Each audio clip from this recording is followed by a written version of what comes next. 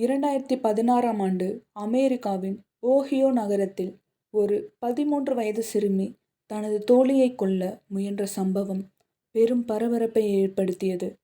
Khel harbour என்ற இந்த சிறுமி தனிமையில் அதிக நேரம் செலவழித்ததால் இணையதளங்களில் உருவான ஒரு விதமான கதைகளை நம்பத் தொடங்கினாள். அதில் ஒரு கதை த ஷேடோ கீப்பர் என்ற கற்பனை உருவம் பற்றியது.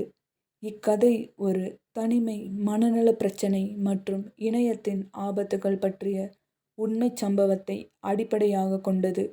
த ஷேடோ கீப்பர் என்பது சமூக வலைத்தளங்களில் பரவிய ஒரு புதிய கதையாக இருந்தது. இது ஒரு இருண்ட, முகமற்ற உருவம் தனிமையான, மனநோயால் பாதிக்கப்பட்ட குழந்தைகளை தனது வசம் ஈர்த்தது. அவர்களுக்கு சிறப்பு சக்திகள் அளிப்பதாக நம்பப்பட்ட ஒரு கதையாயிற்று. பலருக்கு இது வெறும் கற்பனை. ஆனால் கேல் தனிமையில் வளர்ந்ததால் இதை உண்மை என நம்பத் தொடங்கினாள். அவள் தனது தோழி லில்லியிடம் இந்த கதைகளை பகிர்ந்து பேசத் தொடங்கினாள். ஆனால் லில்லி அதை நம்பவில்லை. ஒரு நாள் கேல் தனது த ஷேடோ கீப்பரை சந்திக்க வேண்டுமென்று முடிவெடுத்தாள்.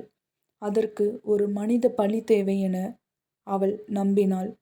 2016ஆம் ஆண்டு நவம்பர் 12ஆம் தேதி கேல் தனது தோழி லில்லியை ஒரு மரம் நிறைந்த இடத்திற்கு அழைத்துச் சென்றாள். அங்கு ஒரு கூர்மையான கத்தியால் லில்லியை தாக்கினாள்.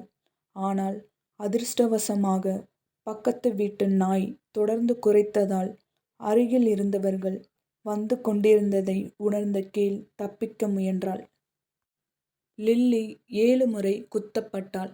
ஆனால் உயிருடன் தான் இருந்தாள். அவள் தரையில் கிடந்தபடி, "என்னை ஏன் இப்படி பண்ணன்னு?" கேட்க, கேல் த ஷேடோ கீப்பர் என்று கூறினாள். லில்லி மருத்துவமனையில் சேர்க்கப்பட்டாள். சில நாட்களுக்குப் பிறகு அவள் முழுமையாக குணமடைந்தாள். கேல் கைது செய்யப்பட்டாள். போலீஸ் அவளிடம் விசாரணை நடத்திய போது அவள் மீண்டும் த ஷேடோ கீப்பர் என்று கூறினாள். நீதிமன்றம் அவளுக்கு மனநல மருத்துவமனையில் சேர்த்து சிகிச்சை வழங்க வேண்டும் என்று தீர்ப்பு வழங்கியது. 5 ஆண்டுகள் மனநல மருத்துவமனையில் இருந்த பிறகு கேல் மனநிலை முன்னேற்றம் தெரிந்தது. அவள் உயர்நிலை பள்ளியை முடித்து ஒரு புதிய வாழ்க்கையை தொடங்க தயாராக இருந்தார். 2021ஆம் ஆண்டு அவள் தன் வழக்கில் மறுவிசாரணை கோரினாள்.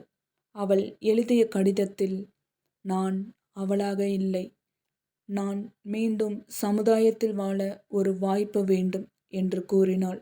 நீதிபதி அவள் முன்னேற்றத்தை உறுதிப்படுத்த 10 ஆண்டுகள் கண்காணிக்கப்படும் என்று தீர்ப்பு வழங்கினார்.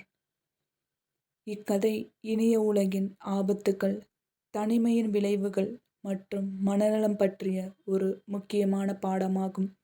குழந்தைகள் எந்த தகவல்களை படிக்கிறார்கள், அவர்கள் எதை உண்மை என்று நம்புகிறார்கள் என்று பெற்றோர்கள் கவனிக்க வேண்டும். கேல் தனது கடந்த கால தவறுகளை உணர்ந்து ஒரு புதிய வாழ்க்கையை தொடங்க முயற்சிக்கிறாள். அவள் உண்மையில் மாற்றம் அடைந்தாளா?